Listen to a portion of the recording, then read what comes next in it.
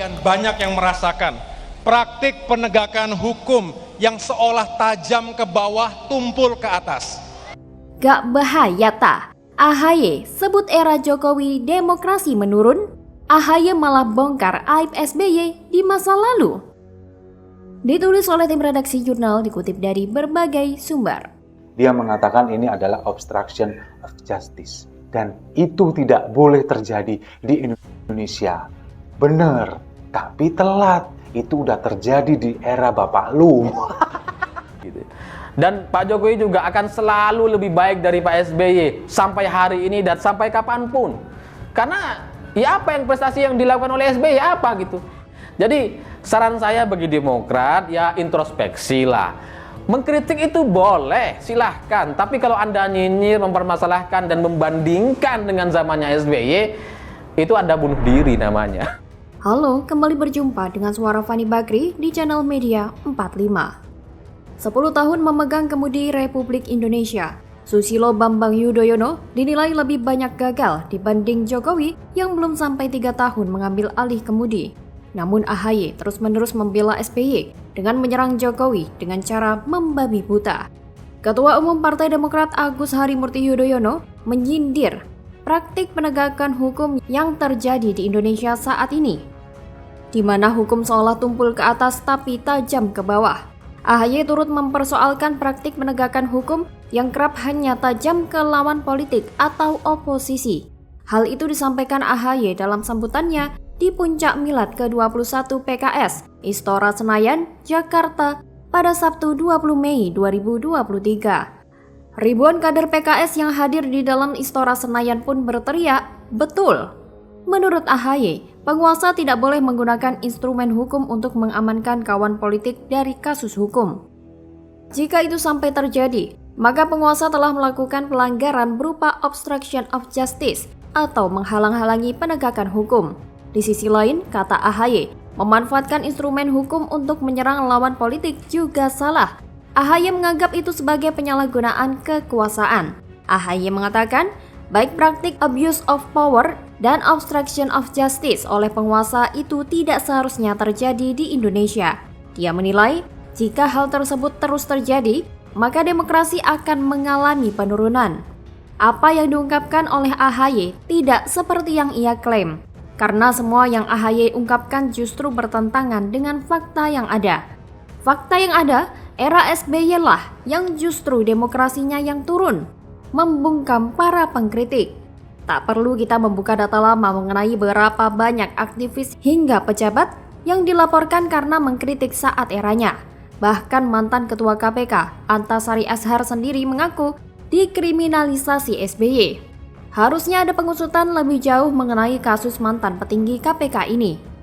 Karena tuduhan pembunuhan yang diarahkan setelah penangkapan besan SBY, Aulia Pohan. Untungnya publik cepat lupa. Dan saat AHY konferensi pers teriak dikudeta, hampir tak ada berita kriminalisasi Antasari dan sebagainya.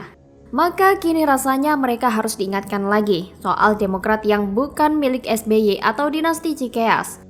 Bahwa 99 pelopor Demokrat memang mengusung sosok SBY yang mengaku dizolimi saat itu. Tapi bukan berarti partai ini milik SBY yang harus diturunkan turun-temurun ke anaknya seperti kerajaan.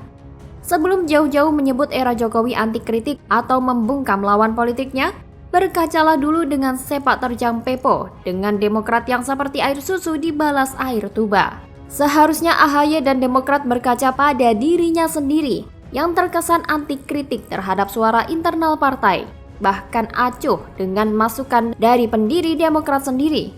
SBY lah yang selalu membanggakan keluarganya bak gula hingga menimbulkan penyakit. Dari cerita para senior dan pendiri Partai Demokrat soal bagaimana SBY ternyata mengkudeta Partai Demokrat dan menjadikannya sebagai partai keluarga. Hingga proses bagaimana AHY akhirnya jadi ketua umum dalam kongres tahun lalu. Apakah ini yang disebut sebagai sistem yang demokrasi? Justru di era Jokowi inilah kebebasan demokrasi berjalan dengan baik. Di era SBY dulu, lawan politiknya kadang berusaha melempar isu tapi tidak ada isu penggulingan. Era Jokowi lebih barbar. ada berbagai upaya untuk menggoyang pemerintahan. Belum lagi gerombolan penjual agama berkembang biak. Politisasi agama pun sangat kencang saat ini. Tapi Jokowi menyikapi dengan santai, tidak baperan atau prihatin.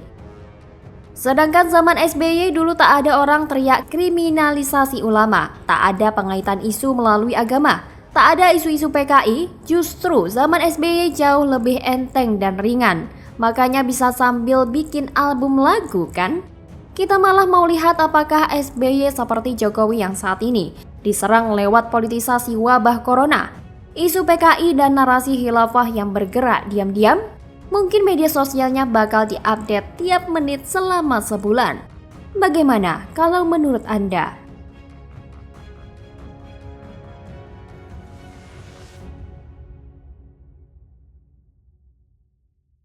Tapi tidak pernah sekalipun merasa dirinya tahu segala. Nggak pernah merasa jadi ahli pemegang kunci surga. Yang bisa dengan gampang bilang, lu masuk neraka, lu masuk surga gitu. Nggak pernah tuh menghakimi orang. Ini bukan bagian warisan dari Rasulullah SAW. Sindiran pedas Najwa Shihab, inflasi Habib hingga surga neraka ada di tangannya. Bahar Smith marah gegara disebut Habib kalengan.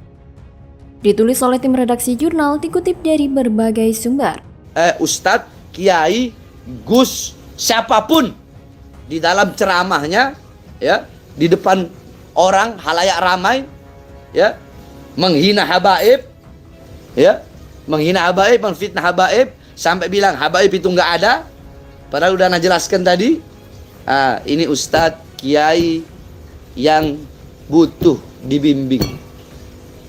Najwa Shihab kembali jadi sorotan setelah mengurai sindiran pedas tentang inflasi Habib yang kini marak terjadi. Inflasi Habib artinya banyak tokoh atau orang yang menyematkan gelar Habib di depan namanya. Najwa Shihab pun membandingkan dengan sang ayah, Quraisy Shihab, yang walaupun keturunan Nabi Muhammad SAW, tapi sebenarnya enggan dipanggil Habib. Uraian itu disampaikan Najwa Shihab saat diundang Daniel Mananta untuk acara talk show. Najwa bangga bisa memiliki ayah yang pandai dan juga rendah hati. Padahal menurut Najwa, Quraisy Shihab adalah sosok berilmu. Tapi tidak pernah dirinya tahu segala. Nggak pernah merasa jadi ahli pemegang kunci surga yang bisa dengan gampang bilang, lu masuk neraka, lu masuk surga. Nggak pernah menghakimi orang. Dan selalu mengatasnamakan itu, nggak pernah saya atau aku, tapi kami, ucap Najwa.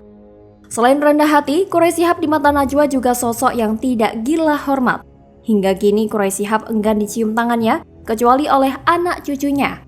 Berbeda ketika melihat penceramah kontroversial Bahar bin Smith yang sangat kesal dengan Ketua Komisi Fatwa MUI Banten, Kiai Haji Imaduddin Usman Al-Bantani, yang menyebutnya sebagai Habib palsu.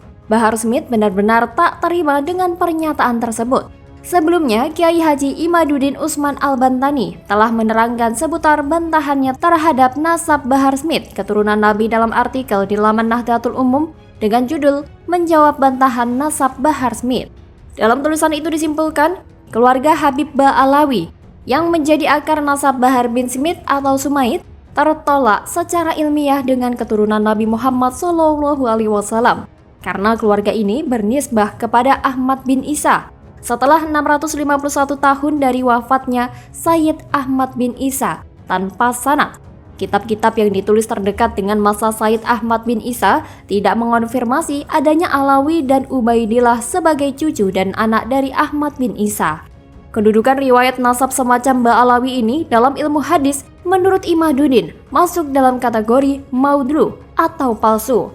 Masyhurnya penyebutan Ba'alawi masa kini atau tahun 1444 Hijriah sebagai keturunan Nabi tidak bisa dijadikan pegangan kesohihan nasab mereka. Orang-orang tertentu disebut Habib karena memiliki 3 sifat utama. Pertama, ialah keturunan Nabi Muhammad SAW. Kedua, berilmu yang luas. Dan ketiga, berakhlak yang luhur. Bahar mestinya begitu, bukan sebaliknya. Untungnya apa? Ngotot terus?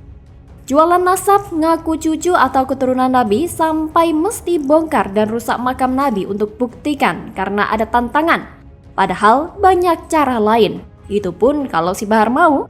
Sebenarnya ada cara yang bisa membuktikan apakah orang tersebut keturunan Nabi atau bukan, yaitu lewat lembaga yang mencatat keturunan Nabi Muhammad SAW, yakni namanya Rabithah Alawiyah.